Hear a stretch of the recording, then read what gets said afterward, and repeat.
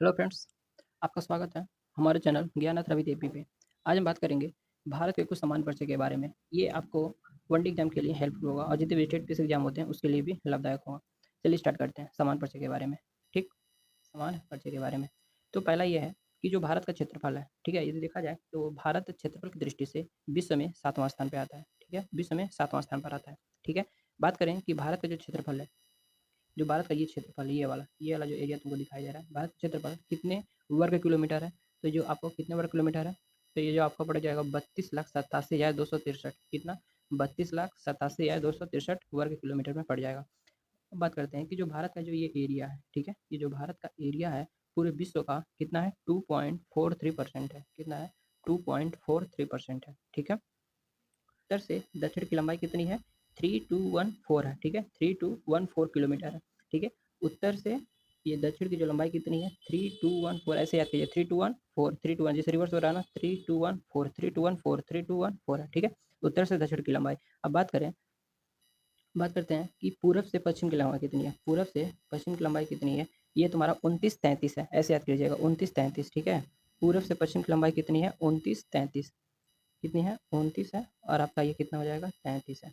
29-33। ठीक है, तो उत्तर से दक्षिण की लंबाई कितनी है? 3214 किलोमीटर है। ठीक है, और पूरब से पश्चिम की जो लंबाई कितनी है? पूरब से पश्चिम की लंबाई कितनी है आपकी? ये आपका है 29-33। 29-33 है। ये मुख्य भूमि की बात कर रहे हैं। ठीक है, बात करें कि भारत की जो स्थलीय सीमा है, ठीक है, भारत की स्थलीय सीमा कितना है? 15,200 किलोमीटर है। ठीक है, 15,200 किलोमीटर है। ठीक है, और जो तटीय सीमा कितनी है? तटीय सीमा आपका है 6,500 किलोमीटर। कितना है? 6,500 किलोमीटर। असली सीमा तो समझते हो क्या होता है? असली सीमा ये वाला पूरा ये जो असली सीमा ये, ठीक है, ये असली सीमा, ये कितना आपका? 15,200 किलोमीटर। अब बात करें सकता है कि तटीय सीमा क्या होता है? तटीय सीमा है गुजरात से, ये जो समुद्र को जो समुद्र से टच करे। ठीक है, ये वाला एरिया। ठीक है, ये कितना है आपका? 6,500 किलोमीटर। यदि हम द्वीपों को सम्मिलित करके बताएं, ठीक है, जो तटीय सीमा है, जो जितने भी द्वीप हैं, लक्षद्वीप हो गया, अंडमान निकोबार वगैरह ये सब हो गया, यदि द्वीपों को सम्मिलित करके बताएं, जो इसका एरिया कितना है आपका? आपको 75-15 पड़ जाएगा। कितना? 75-15 किलोमीटर। ठीक है, तो एक बार फिर से रिवीजन कर लेते हैं कि भारत में क्षेत्रफल की दृष्टि से भारत जो है विश्व का 7वां स्थान है। ठीक है, और जो ये एरिया है, भारत का जो ये एरिया है, ठीक है, क्षेत्रफल कितना है? 32,87,263 किलोमीटर स्क्वायर है। ठीक है, और जो ये पूरे विश्व का 2.43% है। ठीक है, उत्तर से उत्तर से दक्षिण उत्तर से उत्तर से दक्षिण की जो लंबाई है 3214 है, 3214 है। और पूरब से पूरब से पश्चिम की जो लंबाई है 2933 है। ये मुख्य भूमि की बात कर रहे हैं। ठीक है, अस्त्री सीमा कितना है? 15,200 किलोमीटर है। और तटीय सीमा कितना है? 6,500 किलोमीटर। और ये द्वीपों को इंक्लूड कर लिया जाए तो 75-15 किलोमीटर होगा। ठीक है, अब आगे बात करेंगे। चलिए बात करते हैं अब भारत का अक्षांशीय देशांतर विस्तार जानने से पहले कुछ बेसिक चीज जान लेते हैं। ठीक है, जैसे मान लीजिए आपका ये क्या है? पृथ्वी है। ये आपका पृथ्वी है। अभी पृथ्वी है, अब पृथ्वी की एक काल्पनिक रेखा खींची जाती है, ये जिसका नाम है विषुवत रेखा। क्या है? विषुवत रेखा। ठीक, अब विषुवत रेखा के समांतर ऐसे बहुत सारे रेखा खींची जाती हैं। ठीक है, इसे हम कहते हैं अक्षांश रेखा। क्या ये? अक्षांश रेखा। क्या ये? अक्षांश रेखा। विषुवत रेखा के जो विषुवत रेखा है इसके नॉर्थ में, ये नॉर्थ है ना, विषुवत रेखा के जो नॉर्थ में उसे उत्तरी गोलार्ध कहते हैं। क्या कहते हैं? उत्तरी गोलार्ध। और जो साउथ में है उसे क्या करते हैं? दक्षिणी गोलार्ध। क्या कहते हैं? दक्षिणी गोलार्ध। ये आपका हो गया विषुवत रेखा है। ठीक है, जो विषुवत रेखा है, विषुवत रेखा के ऊपर जो नॉर्थ में उसे उत्तरी गोलार्ध कहते हैं, जो साउथ में है इसे क्या कहते हैं? दक्षिणी गोलार्ध कहते हैं।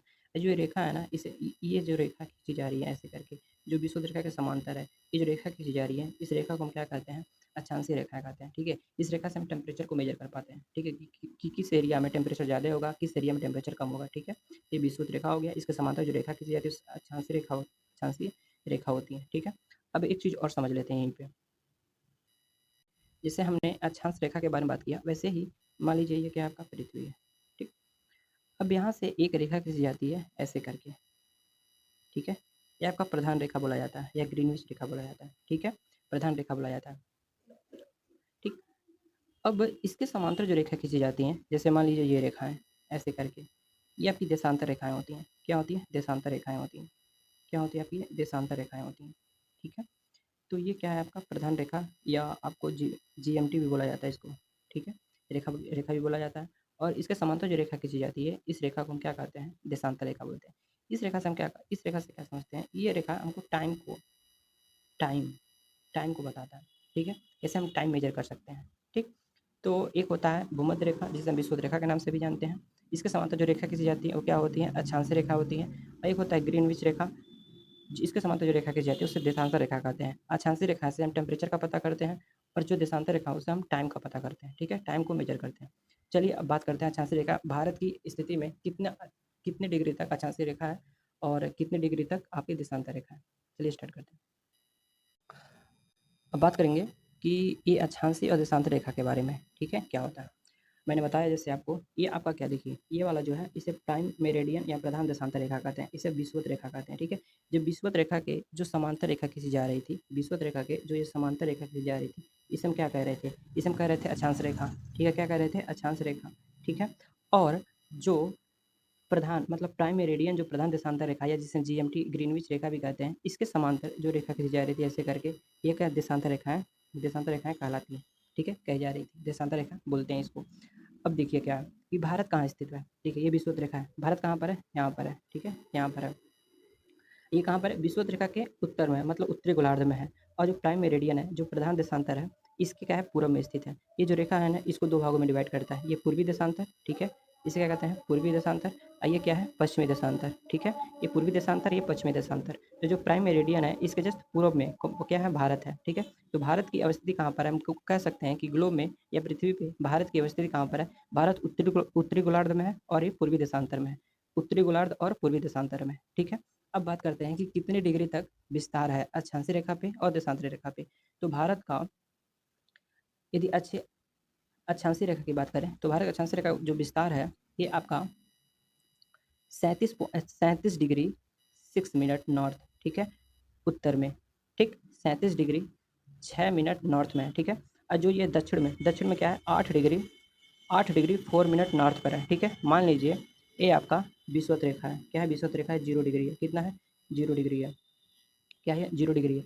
अब ये 0 डिग्री है, जब इसका बढ़ता गया है ये मतलब अक्षांश रेखा खींचती गई, यहाँ पे एक अक्षांश रेखा जा रहा है कितने पे, जो भारत को टच कर रहा है 8 डिग्री 4 मिनट नॉर्थ में। ठीक है, और ये उत्तर में कितना है, 37 डिग्री 6 मिनट नॉर्थ है।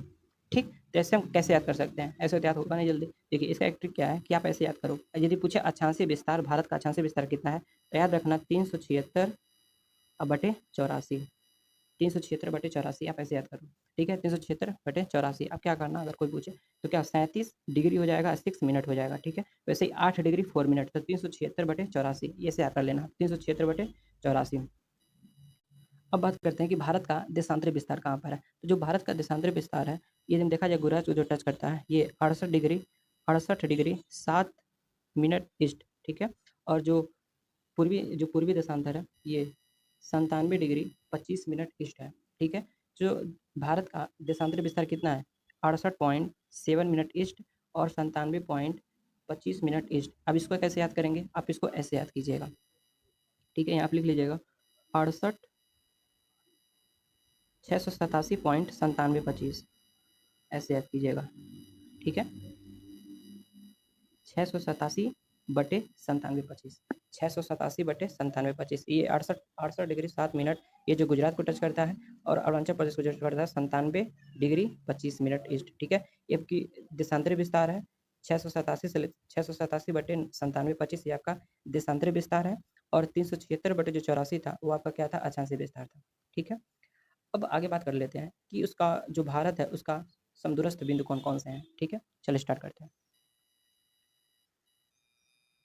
ठीक है, तो बात करें कि भारत का उत्तर में सबसे उत्तरी बिंदु कौन सा है, इंदिरा कोल है। ठीक है, इंदिरा कोल ये कहाँ है, लद्दाख के सियाचिन में।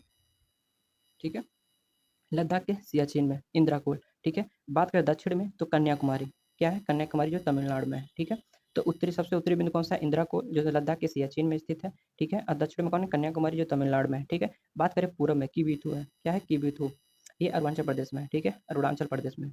बात करें सबसे पश्चिमी कौन सा है, तो गुहार मोती, ग से गुहार मोती, ग से गुजरात में। ठीक है, ग से गुहार मोती, ग से गुजरात में, गुहार मोती गुजरात। सबसे उत्तरी में इंदिरा कोल है, सियाचिन लद्दाख। सबसे दक्षिण में कौन सा है, कन्याकुमारी जो तमिलनाडु में। सबसे पूर्व में किबूथु है, अरुणाचल प्रदेश में है, और गुहार मोती गुजरात में। ठीक है, कन्याकुमारी को केप कोमोरिन बोलते हैं। ठीक है, कन्याकुमारी को हम केप कोमोरिन बोलते हैं। ठीक है, देखो केप कोमोरिन वो स्थान है जहाँ पे आपका अरब सागर और ये अरब सागर, बे ऑफ बंगाल और हिंद महासागर तीनों एक ही जगह पे आके मिलते हैं, ठीक है। इसी को केप कोमोरिन, एक क्वेश्चन पूछा गया था, शायद यूपीपीसीएस में पूछा गया था, ठीक है, कि बे ऑफ बंगाल, अरब सागर और हिंद महासागर जिस बिंदु पे मिलते हैं उस बिंदु को क्या कहते हैं, तो केप कोमोरिन या कन्याकुमारी कहते हैं।